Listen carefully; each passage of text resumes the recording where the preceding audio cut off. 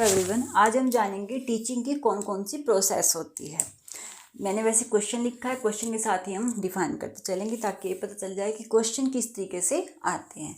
Teaching can be defined as bipolar process या tripolar process या quadrilateral या फिर हम बोल सकते हैं क्वाड्रिपोलर प्रोसेस, ठीक है, या ऑल ऑफ द अबव। तो राइट आंसर तो इसका होगा ऑल ऑफ द अबव, क्योंकि जो टीचिंग है वो तीनों बाइपोलर प्रोसेस भी होती है, ट्राइपोलर भी और क्वाड्रिपोलर प्रोसेस भी। अब जानते हैं बाइपोलर प्रोसेस क्या होती है। बाइपोलर प्रोसेस होती है जब जहाँ पर दो हैं, टीचर और स्टूडेंट के बीच में, जहाँ टीचर बात कर रहा है, स्टूडेंट सुन रहा है, टीचर और स्टूडेंट की कन्वर्सेशन है, तीसरा उसमें नहीं कुछ भी है, तो बाइपोलर प्रोसेस होगी जहाँ पर दो का रोल इम्पोर्टेंट है, टीचर और स्टूडेंट का। ये जो बाइपोलर प्रोसेस को डिफाइन किया था, ये प्रोसेस दी गई थी जॉन एडम्स द्वारा, ध्यान रखना। It involves the interaction between the teacher and the pupil. In this process one personality acts upon another in order to modify the personality of other. इस पे क्या है, दो के बीच इंटरेक्शन हो रहा है, टीचर के बीच और स्टूडेंट के बीच, और एक जो है, एक पर्सनैलिटी दूसरी पर्सनैलिटी को इफेक्ट करे, यानी कि टीचर है जो एक पर्सनैलिटी डेवलप कर रहा है स्टूडेंट की। तो ये है बाइपोलर प्रोसेस। दूसरी है हमारी ट्राइपोलर प्रोसेस। इसमें ये जॉन ड्यूवी ने दी थी, ये जॉन एडम्स ने दी थी बाइपोलर प्रोसेस, और जो ट्राइपोलर प्रोसेस है ये दी थी जॉन ड्यूवी ने। डिफाइन की थी education as a tripolar process. इसमें होता है टीचर हो गया, स्टूडेंट है, साथ में कोरिकुलम जो टीचर हमें पढ़ा रहा है, ठीक है, जो भी पाठ्यक्रम हमारा चल रहा है वो इसमें इन्वॉल्व है। टीचर पढ़ा रहा है बच्चों को, क्या, कोरिकुलम के जरिए प्रोसेस चल रही है, टीचर, स्टूडेंट और कोरिकुलम तीनों की साथ में, वो होती है ट्राइपोलर प्रोसेस। फिर है क्वाड्रिलेटरल प्रोसेस या फिर क्वाड्रिपोलर प्रोसेस, जिसमें हमारा फोर, जैसे हम क्वाड्रिलेटरल मैथ में पढ़ते हैं ना, जैसे उसके 4 साइड्स होती हैं, इस तरीके से है ये क्वाड्रिपोलर है जिसमें 4 साइड्स हैं।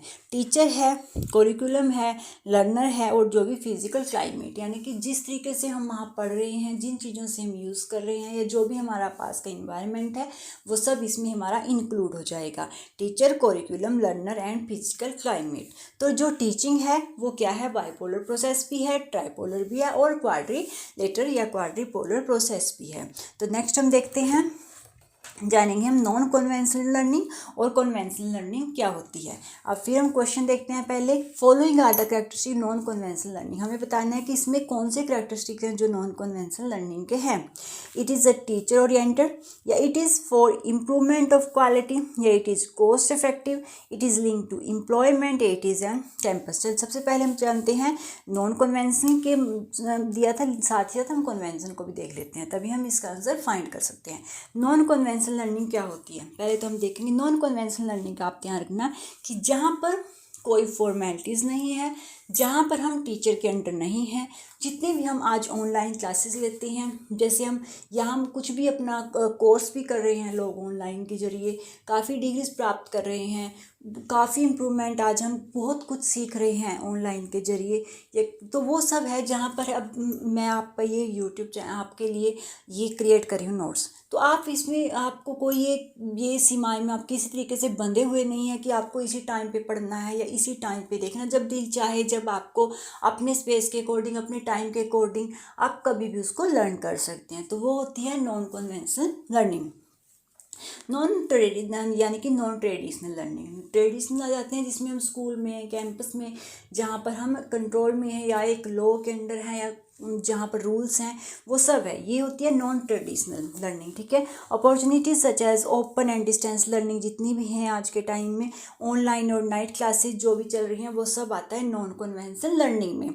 जैसे एक पॉपुलर हमारा एग्जाम्पल है स्वयं। स्वयं भी एक ऑनलाइन प्लेटफॉर्म है बच्चों के लिए, तो ये है non conventional learning. I hope कि आपको क्लियर होगा। कन्वेंशनल लर्निंग इसके ऊपर जो it involves teaching learning activities that are offered apart from on campus की, यानी कि कैंपस के अंडर ये नहीं होती है, ठीक है, इससे अलग होती है। कोई इसमें रूल्स हमारा कोई भी किस तरीके से आप बंधे नहीं हो, अपने अकॉर्डिंग जब दिल चाहा, जो दिल चाहा, जिसका पढ़ना है, जिसका आपको अच्छा लगता है उसका आप देख लेते हैं, तो वो होती है नॉन कन्वेंशनल लर्निंग।